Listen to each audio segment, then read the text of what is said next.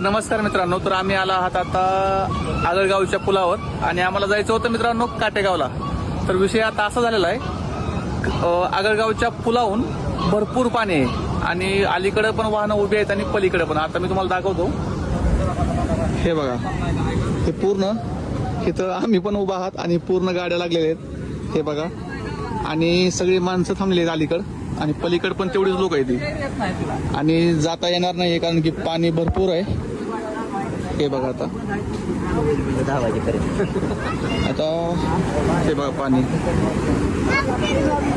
इकडं पण लोक उभा आहेत आणि हे पाणी सगळं, त्या साईडला पण लोक उभे आहेत मित्रांनो. आता जायचं यायचं कसं खूप अवघड झालंय आता.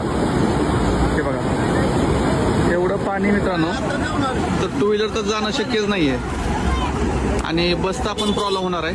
तर आता एक दिवस आजचा पूर्ण जाणार आहे मित्रांनो आता.